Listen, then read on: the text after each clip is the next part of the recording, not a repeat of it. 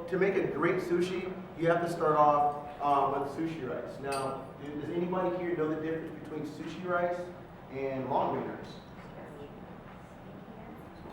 Yes, you're 100% correct. Sushi rice is stickier. Long grain rice is not as sticky, and obviously it's longer. This is a shorter grain rice. Usually shorter grain rices, they compact more starch, which makes things a little bit more glutinous. Gluten in the rice makes it sticky. So when you're working with this, it's always good to keep some warm water close so you can keep your hands wet, and it allows it to not stick to your fingers. Okay? So if you guys have a rice cooker at home, and you can also cook this on your stovetop with a saucepan and a lid, and you basically take your rice and put it into your rice cooker. Anybody here have rice cookers at home? Awesome. Utilize that rice cooker. And you want to put it in. And the good thing about rice cookers is you can set it and forget it. You press a button, put the lid on, and it'll ding or turn off within a lot of amount of time. And for when I make sushi rice, I like to do a 2-to-1 ratio. That's 2 parts water to 1 part rice. And then I'm just going to add that in as well. And every time, and for any item that I cook with in the kitchen, I like to use salt. I use kosher salt because it's easier to control, especially when you're seasoning, rather than the regular iodized salt, which is a little bit finer. And sometimes you tend to put a little bit more in because it doesn't feel as heavy. This gives you a little bit more control. Just for the touch, you're able to control how much you're utilizing. So let's start on here. and then we're going to go right into the rice end. Okay, so this rice cooker came with a thing of pre-done rice. All ready to go. Excellent. Once the water has evaporated, you're going to see that the texture is extremely tacky. You can actually, you can make a ball out of it. And that's why you want to use warm water to keep it from sticking to your hands. I've even seen people take a little bit of hand spray or olive oil or sesame oil to keep it as well, but I highly recommend not doing that. Just a little bit of warm water will kind of help you to make this easy to work with. Okay? So, before you get started on making any dish that I've prepared for you tonight, you have to have this thing which we call mise en place. And that's a French term. Does anybody know what that means? Everything done in advance. Everything done in advance. Because you don't want to make your rice and then run back to your refrigerator and get your cucumber and then come into the cutting board and then chop it and then go to the refrigerator and grab your salmon or whatever filling or ingredient that you want to put in the sushi.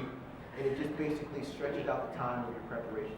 So to keep this sanitary and reutilizable, what we want to do is cover this with plastic wrap. That keeps like the fish and the rice and any of your seasonings from getting on the inside of the layers of this rolling mat. So if you cover it with plastic wrap, extremely tight, you'll be able to reuse it over and over again. You can pull the wrap off and put it back on. So that's a quick trick that you hopefully learned today. Okay. Now, the first thing you want to do is put down your nori, and you want to put down the shiny side facing towards the cutting board. Does anybody know why that is? For presentation, it's really shiny. You'd rather have something shiny than dull, right? It's like your wedding. Would you rather shiny than not dull? Okay, so we're going to put that face down on the mat. We're going to stuff all this yummy, yummy, yummy rice inside of the nori paper. So the goal is to keep a nice thin layer of rice because the bulkier it is, the more difficult it is to roll. And when it's difficult to roll, it ends up being like a big piece that you have to really open your mouth wide to get in. So the next thing we're going to do is butcher our salmon, which we have a piece of Scottish sashimi grade Scottish salmon, which all the bones have been pulled out, it's been descaled, deskinned, and everything. It's about a good inch in thickness. So basically what I'm doing is taking the fish and doing long, slight strokes with my knife. I'm basically starting with the heel of the knife, and I'm ending with the tip. So I'm taking it, starting with the back, and then sliding it all the way through. And that ensures a nice, smooth cut between each stroke. And you just layer that right in the middle, and like I said, once again, start from the back. And this ensures that you do not damage the fish, because if you do that sawing motion, it kind of tears the fibers and the protein structure of the fish. You guys like avocado? Yeah. Okay, excellent. I like to put avocado in my rolls as well. Now is the time of the season for them, and why not use them? So, take your trusty avocado, just like I did, you take the heel of your knife and run it all the way around until you get all the way from the bottom to the top, and then you kind of do like a little twisty motion thing, which I did right here, and that kind of takes it completely off. Now what we have is this pesky little seed in here, not little seed, but what I like to do is if you have a knife that you don't care about as much or is extremely sharp to where you don't damage your knife, you just want to give a little bit of a tap on the seed, as you see. So the goal is it usually sticks to the end of the knife, and then you can pull it off and it makes it extremely simple. Okay? And then what I like to do is just peel the outside off, which is extremely easy. But if the avocado is extremely ripe and it gets to be a little mushy, what you can do is take a spoon about the size of the avocado and kind of wedge it in between the skin and the flesh. And as you can see, you can just scoop it right out. Now we're going to put that right onto the board. And then we're going to make our slices out of the avocado. Just long strokes to where you're getting the best looking slices possible. Okay.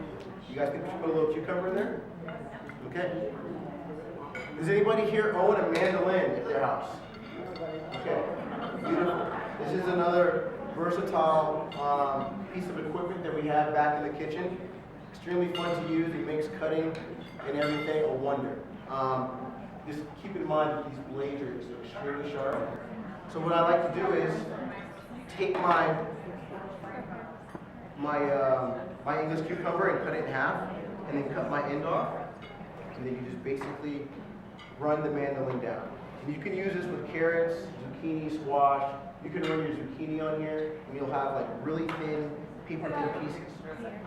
And then what happens is, you can take these pieces and put them in a bowl with like olive oil and lemon juice to kind of break the vegetable down. And you can make like your own like squash salad. I mean, like I said, this is very extremely versatile to use for a lot of different vegetables. And then what we do is we just cut these into strips. I try to go about the length of the nori paper, but not too thick. And we're just going to stick these right on top. And the goal is to kind of pile everything together